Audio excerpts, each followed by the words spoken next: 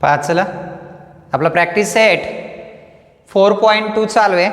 यातला पहिला क्वेश्चन चालू होता आपला, आहे की नाही. यातला पहिला क्वेश्चन काल झालता आपला क्वेश्चन नंबर फर्स्ट नंबरच्या क्वेश्चन मधला जो सेकंड नंबरचा आपला चालू आहे की नाही. फर्स्ट नंबरचा कालच्या याच्यामध्ये झालता 9/14 is equal 4.5 upon filling the blanks is equal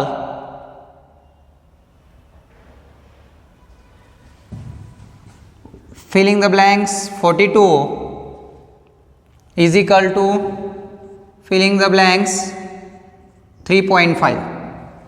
okay, बघा हा 3.5 आहे. याच्यामध्ये आपल्याला जो फर्स्ट नंबर आहे आपला, आहे की नाही, यावर काहीतरी प्रोसेस करायची आहे. मग फर्स्ट नंबरवाला घेऊ आपण. 9/14 इज इक्वल टू हा 4.5 दिलेला आहे. मग मला सांगा 9ला कोणत्या नंबरनं मल्टिप्लाय केल्यावर 45 होतं? 5 ने. पण इथं 4.5 आहे, म्हणजे याचा अर्थ या ठिकाणी 9 इंटू 0.4 केला असा. 9 इंटू 0.4, आहे की नाही. मग इथं 14 इंटू 0.4 करावं लागेल. मग याला आपण असं म्हणू शकतो, बघा 9 इंटू 0.5 आणि 14 इंटू 0.5 काय येणार? 9×5 म्हणजे 4.5 आलं का बघा. आणि तसं 14×5 70 म्हणजे 7.0 म्हणजेच किती आलं? 7 आलं. फर्स्ट आलं 14×5 70. एक अंकानं पॉईंट दिला, 7 झालं. आता नंतर काय म्हणतंय? 9/14 is equal to first filling the blanks आहे 42 आहे. 14ला कोणत्या नंबरनं मल्टिप्लाय केल्यावर 42 होतं बरं? 14 2 28, 14 3 42 म्हणजे कितीने मल्टिप्लाय केल्यावर? 14 इंटू 3. मग 9 इंटू 3, 9 इंटू 3 27 आणि 14 3 42 42 17/42. त्यानंतर 9/14 3.5. 14ला कोणत्या नंबरनं मल्टिप्लाय केल्यावर 35 होत आहे? बघा आता 35 म्हणजे 3.5. 14च्या पाड्यात 35 नाही आहेत, हे की नाही. मग 14ला कोणत्या नंबरनं डिवाइड केल्यावर 3.5 येतं ते तर बघा. 14ला कोणत्या नंबरनं डिवाइड केल्यावर, बरं आपण असं म्हणूया 14 आहे 3 3 9 3 4 12 4 न 4 2 8 4 3 12 किती उरले? 2 उरले, हे की नाही. 20 झाले. 4×5 20 सॉरी 3.5 कितीने डिवाइड केल्यावर? 4 ने डिवाइड केल्यावर येतं. 4 ने डिवाइड म्हणजे या ठिकाणी तुम्हाला असं म्हणावं लागेल 14 divide by 4. Similarly 9 divide by 4. मग जर 14ला जर डिवाइड केला कितीने? 4 ने, तर काय येतं? 3.5 येत आहे. तसं 9ला जर डिवाइड केला तर 4 2 8 1 उरला, ठीक नाही. 4 2 8 म्हणल्यावर 1 उरला, पॉईंट दिला, 0 घेतला, 10 झाले. 4 2 8 आणि 4×5 20 म्हणजे 2.25 हे येतं. म्हणजे त्या ठिकाणी डिवाइड करावं लागणार आहे, की नाही. किंवा मल्टिप्लाय बी केलं तरी चालतंय. तुम्ही मल्टिप्लाय करा त्या नंबरनं, ठीक नाही. जे तुम्हाला त्या ठिकाणी क्वेश्चन आलेला असतो त्या क्वेश्चननं जर डिव्हिडंडला डिवाइड केला, हा म्हणजे क्वेश्चन आहे, ठीक नाही. यानं जर याला मल्टिप्लाय केलं 4ला तर तुमचं आन्सर 9 येतं. आणि जर या 3.5ने जर 4ला मल्टिप्लाय केलं तर, आहे की नाही, 14 येतं या स्वरूपामध्ये. म्हणजे मल्टिप्लाय करायचं म्हटल्यावर तुम्ही कोणत्याही पद्धतीनं करू शकताय, आहे की नाही. मग बघा हा झाला सेकंड नंबरचा क्वेश्चन. आता बघू फर्स्टमधला सेकंड झाला. आता क्वेश्चन नंबर सेकंड नंबरचा क्वेश्चनच बघूया. आता आपण मल्टिप्लाय बी करू शकता, डिवाइड करू शकता किंवा मल्टिप्लाय करू शकता. तुम्हाला जे इझी वाटेल त्याच्यानुसार तुम्ही सॉल्व करू शकता. किंवा मल्टिप्लाय वाटलं तर मल्टिप्लाय करा, डिवाइड वाटलं तर डिवाइड करा. तुमच्या याच्यानुसार तुम्हाला जे योग्य वाटतं त्याच्यानुसारही करा, ठीक आहे. बघूया next question.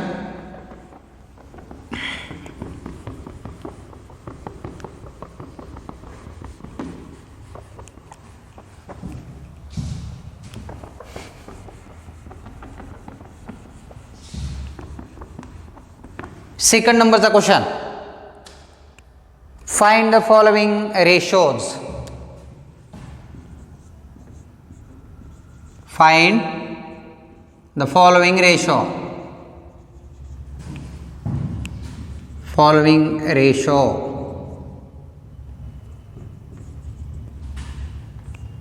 Find the following ratios.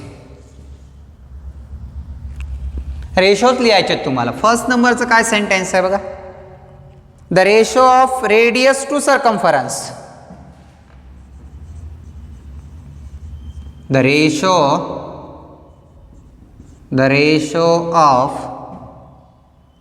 Of radius to circumference.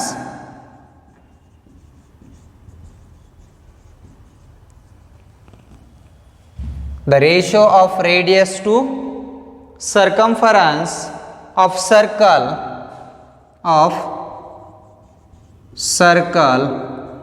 with radius r to its area. Radius r to its area सोबत. रेडियस किती आहे? आर आहे म्हणताय. मग आपल्याला रेशो कोणाचा काढायचा आहे? Radius to circumference of circle with radius r to its area. हे की नाही, जो या ठिकाणी आपल्याला दिलंय, sorry the ratio of radius of circumference of the circle. हे पुढचं वाक्य लिहिलं आपण दुसऱ्याच. हे दुसऱ्या याच्यातलं.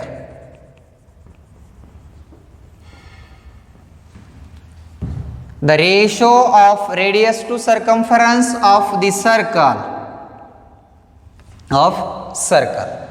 रेडियस आता याच्यामध्ये तुम्हाला दिली का?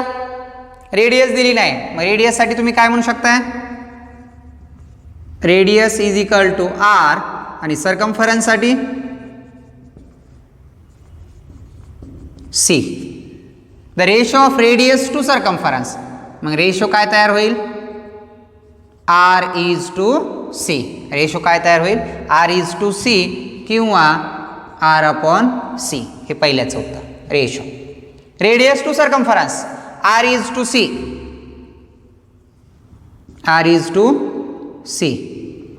Radius to circumference. आहे की नाही? त्यानंतर सेकंड नंबरचा क्वेश्चन काय आहे बघा. The ratio of circumference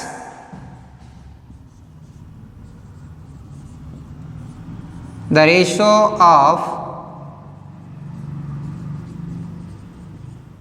ratio of circumference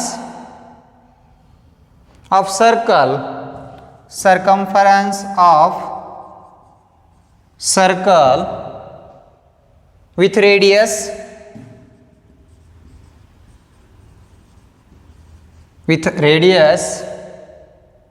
r to its area.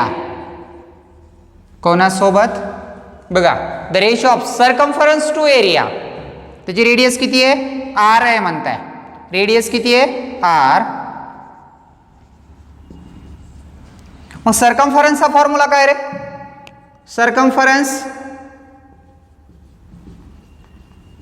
Circumference of circle is equal to 2 pi R. Okay. आणि area of circle pi R square. मग याचा रेशो कसा होईल? C upon R. सर्कम्फरन्स किती आहे? 2 pi R. आणि एरियाचा जो आहे तो pi R square. Pi cancel, एक आर कॅन्सल, म्हणजेच 2 अपॉन आर राहिलं. म्हणजे रेशो काय? 2:r या स्वरूपामध्ये. ठीक आहे. हे आर वर्ग आर होतं की नाही. एक आर मुळे दुसरा आर कॅन्सल झाला. म्हणजे 2:r किंवा 2/r या स्वरूपामध्ये पण रेशो तयार होतो. ठीक आहे. म्हणजे या स्वरूपामध्ये जो आपल्याला रेशो लिहायला सांगितलेला त्यांनी की नाही, तो रेशो असा होतो. म्हणजे ratio of the circumference to area area to circumference ज्या स्वरूपात दिलेलं असेल हे की नाही तसं आपल्याला कन्सिडर करून किंवा तशी मांडणी त्याची करून घ्यावी लागते. हा ठीक आहे. हा झाला सेकंड नंबर. आता बघूया थर्ड नंबरचा. सेकंड मधला जो थर्ड आहे 3 नंबरचा क्वेश्चन तो बघूया.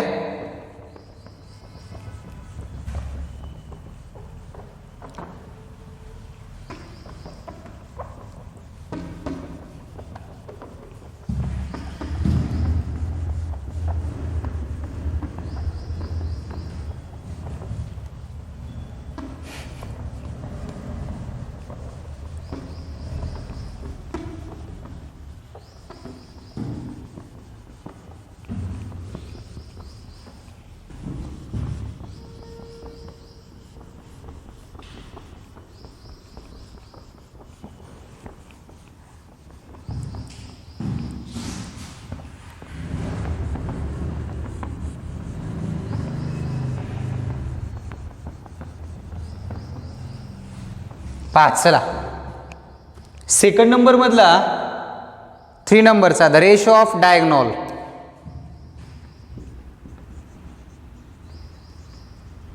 The ratio of diagonal. The ratio of diagonal of a square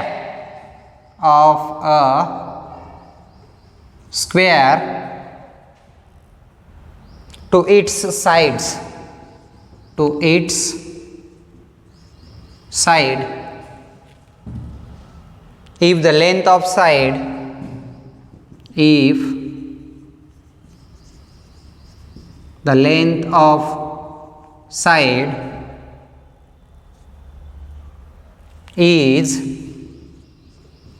7 centimeter.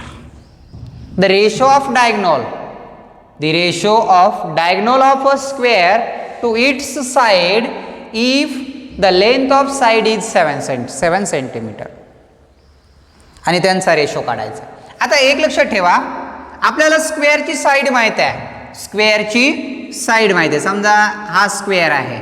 Okay हा काय आहे स्क्वेअर आहे आणि काय म्हटलंय the ratio of diagonals of a square two it's side सोबत रेशो करायचा है की नाही. आणि लेंथ ऑफ साइड इज किती आहे 7 centimetre. Length of side 7 centimetre. हा 7 असेल 7 7 7 आणि आपल्याला याची लेंथ ऑफ डायगोनल काढायची आहे. लेंथ ऑफ डायगोनल है की नाही. मग मला सांगा हा which types of quadrilateral which types of triangle right angle triangle होईल है की नाही. थेरम ऑफ पायथागोरस न काढू शकतो आपण है की नाही. हा जो आहे हायपोटेनियस होईल. काय होईल हा hypotenuse. Suppose quadrilateral ABCD is a square. Okay in triangle ABC angle ABC is equal to 90 degree. Theorem of Pythagoras काय होणार AC square is equal AB square plus BC square. 7 square plus 7 square 49 plus 49 ठीक आहे ना AC square. काय होणार मग यामध्ये जर आपण या दोघांची ॲडिशन केली ठीक आहे ना 49 प्लस 49 किती येणार 98 taking a square root of both साइडचा स्क्वेअर रूट काढला तर AC is equal to 49 into 2 AC is equal to 49 चा square root 7 in square root 2 भेटला. म्हणजे डायगोनल काय भेटला 7 इन स्क्वेअर रूट 2. आता एक तुम्हाला रूल सांगतो मी की जर स्क्वेअर असेल काय असेल जर स्क्वेअर असेल आणि त्याची जर साईड दिलेली असेल आणि तुम्हाला जर डायगोनल काढा म्हटलं तर साईड जी आहे ती कन्सिडर करायची ॲज इट इज 7 7 त्याच्या पुढे फक्त इन स्क्वेअर रूट 2 लावायचं तो डायगोनल असतो. जर समजा डायगोनल इथं 9 असता किती असता 9 तर डायगोनलची लेंथ किती आली असती 9 इन स्क्वेअर रूट 2.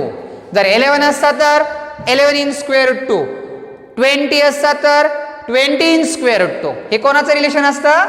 स्क्वेअर मध्ये साइड्स अँड देअर डायगोनल, त्या डायगोनलच्या आणि साइडचा रेशो असतो. मग रेशो कोणता काढायचा आपल्याला? Diagonal to sides. Their ratio is equal to diagonals upon yes म्हणजे diagonals. 7 in square root 2 upon 7. 7 7 cancel.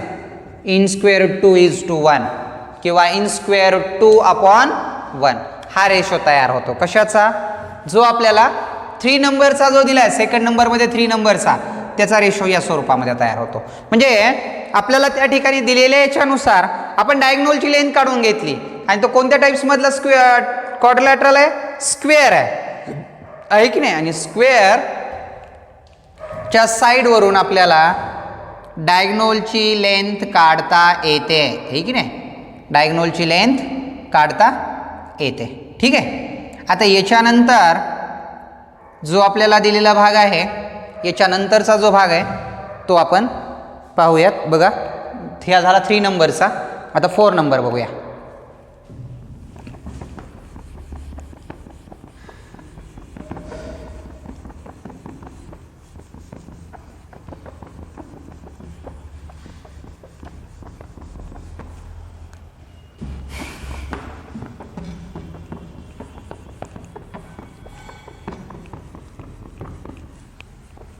यामध्ये जो आता 4 नंबरचा आपल्याला दिलेला आहे, हे की नाही, तो क्वेश्चन आपण बघूया.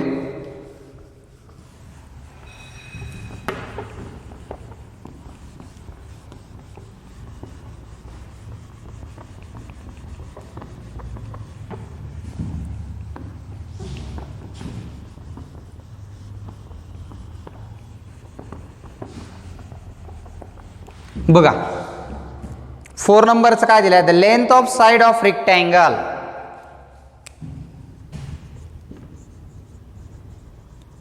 The length of side of rectangle. Side of rectangle. The length of side of rectangle are 5 centimetre and breadth 3.5 centimetre. 3.5 centimetre. Find the ratio of its perimeter to area. Perimeter to area ratio काढायचा perimeter आणि एरियाचा, आहे की नाही?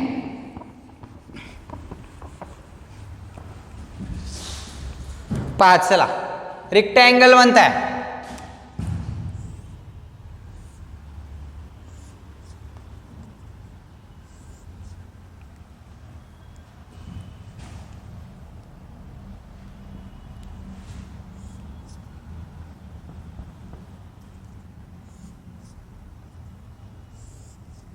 हा rectangle आहे.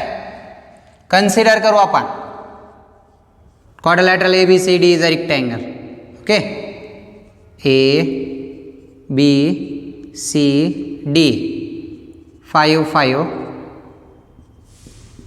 3.5 3.5. पाच. चला length of side of rectangle आणि पेरीमीटर. मग एरिया ऑफ रेक्टँगल, आहे की नाही? अगोदर आपल्याला length of side of rectangle are 5 centimetre 3.5 centimetre. Find the ratio its perimeter to area. Perimeter to area यांचा रेशो काढायचा. पेरीमीटर टू एरिया मग अगोदर आपल्याला काढावं लागेल पेरीमीटर ऑफ रेक्टँगल.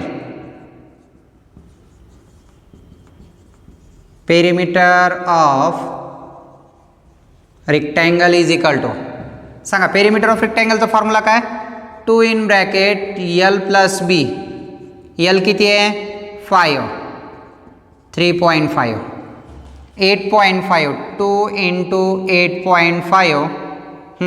5 दोन्ही 10 0 हात चाला 1 8 दोन्ही 16 आणि 1 17 17 आलं का पेरीमीटर? बरोबर आहे. हां 17 भेटला. Area of rectangle. Area of rectangle area of रेक्टँगलचा formula L into B. L किती आहे 5 इंटू 3.5. 5 इंटू 3.5. 5 5 जा 25. 5 3 जा 15 प्लस 2 17. 17.5 बरोबर आहे. बघा 5 5 25ला 5 हात 4 2. 5 3 15 2 17. 17.5 सेंटीमीटर स्क्वेअर आहे की नाही. स्क्वेअर सेंटीमीटर आणि हा सेंटीमीटर येईल. परंतु या ठिकाणी जर विचार केला तर यांचा रेशो काढताना हा इक्वल होत नाही. मग स्क्वेअर सेंटीमीटरला आपल्याला सेंटीमीटरमध्ये कन्वर्ट करून घ्यावं लागेल आहे की नाही. स्क्वेअर सेंटीमीटरला आपल्याला सेंटीमीटरमध्ये कन्वर्ट करून घ्यावं लागेल आहे की नाही. आणि नंतर मग त्याचं सिम्प्लिफाय करावं लागेल आपल्याला. त्याचं सिम्प्लिफाय करावं लागेल. ठीक आहे. मग बघूया. हे स्क्वेअर सेंटीमीटरमध्ये आला. हे कशात आला स्क्वेअर सेंटीमीटर. आणि हे कशात आहे सेंटीमीटरमध्ये. युनिट सेम नाहीत. युनिट काय नाही आहेत सेम नाहीत. मग सेम युनिट करून घ्यायचं म्हटल्यावर आपल्याला काय करावं लागणार. हा 17 आहे. मग याचा जर रेशो जर बघितला आपण 17/17.5 स्क्वेअर सेंटीमीटर बरोबर आहे. मग आता 17.5 आणि 17 आहे.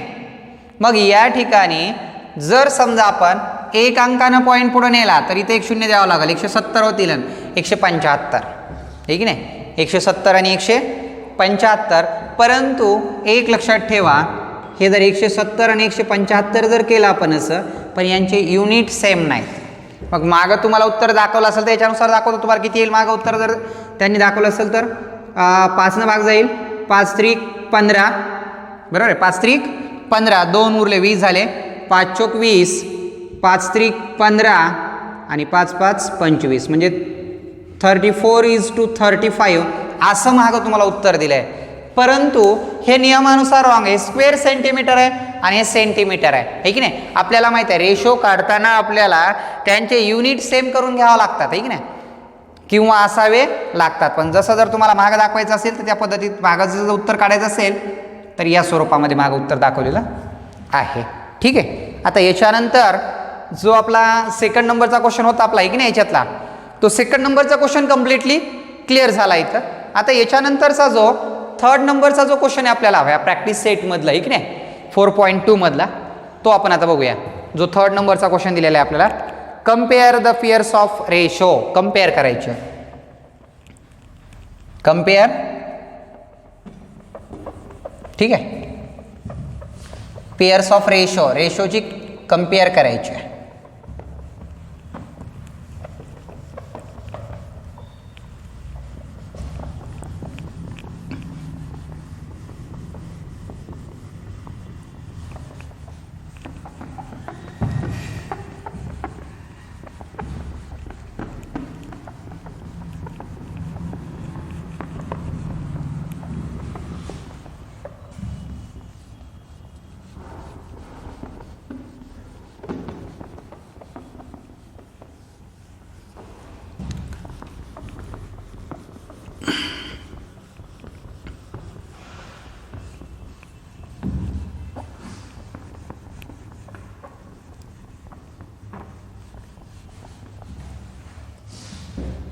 पाच चला question number 3.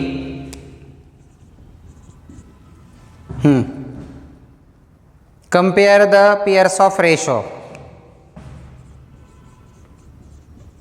Compare the pair of ratio. रेशोची कंपेअर करा म्हटलंय.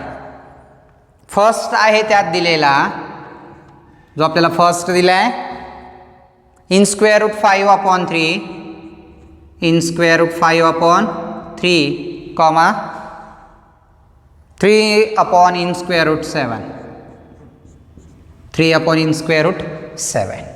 आता याचा आपल्याला कंपॅरिझन करताना अगोदर या दोघांचं मल्टिप्लिकेशन करावं लागेल. In square root 5 into in square root 7 and 3 into 3 in square root 35 आणि 3 इंटू 3 9. बरं आता मला सांगा हा 9 आहे. हा 9 म्हणजे काय झाला परफेक्ट नंबर आहे म्हणायचं की त्याच्यात किंवा तो स्क्वेअर रूटमध्ये दाखवला नाही. 9ला जर स्क्वेअर रूटमध्ये दाखवायचं असेल तर मी असं लिहिलं तर in square root 35 and in square root 81. 81चा स्क्वेअर रूट किती 9. मग मोठा नंबर कोणता आहे हा नंबर मोठा आहे. म्हणजे या ठिकाणी बी इंटू सी या दोघांचं मल्टिप्लिकेशन जास्त येत आहे. मग therefore in square root 5/3 is less than 3/, in square root 7. हा याच्यापेक्षा काय आहे लेस दॅन आहे, लहान आहे हे की नाही.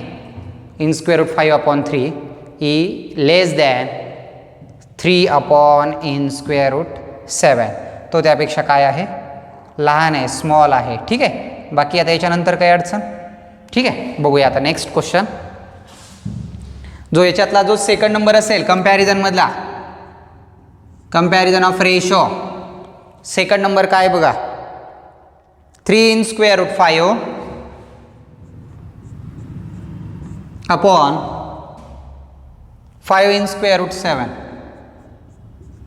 अँड सेकंड आहे इन स्क्वेअर रूट 63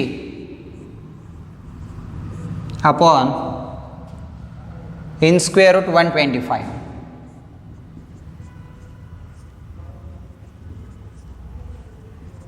बघा क्रॉस मल्टिप्लिकेशन जर केला तर काय होऊ शकतो 3 in square root 5 into in square root 125 आणि हा काय होणार 5 in square root 7 into in square root 63. आता या दोघांमध्ये मल्टिप्लिकेशन करावं लागेल हे की नाही.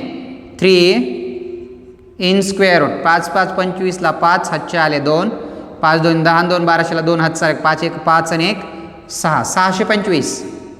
25ला 5 हातचे आले 2 5 2 10 2 12ला 2 हातचा 5 1 5. हा आणि इकडचा काय होणार मग बघा 5 इन स्क्वेअर रूट 7 त्रिक 21ला 1 हातचे आले 2 6 7 42 43 44 441. 3 याचा 625चं स्क्वेअर रूट निघलं 25चा वर्ग 625. हे 5 441 कोणाचा वर्ग आहे 21चा इंटू 21. 25 त्रिक 75 आणि हा 21 2 42 63 21 5 105. म्हणजे 105 is more. Therefore 3 in square root 5 upon 5 in square root 7 is less than in square root 63 upon in square root 125. 125 त्यापेक्षा काय आहे लहान आहे हे की नाही लेस दॅन. म्हणजे या स्वरूपामध्ये जो आपला क्वेश्चन नंबर 3 आहे हे की नाही आणि या 3 नंबरच्या क्वेश्चनमधला जो कंपॅरिझनचा जो सेकंड नंबरचा क्वेश्चन होता आहे की नाही तो या स्वरूपामध्ये होता. आता याच्यानंतर याच्यातले जे राहिलेले क्वेश्चन आहेत हे की नाही 3rd 4th नंबरचे क्वेश्चन जे आहेत ते आपण काय करू आता उद्याच्या व्हिडिओमध्ये घेऊयात. चालतंय. बाकीचं आता उद्याला घेऊ.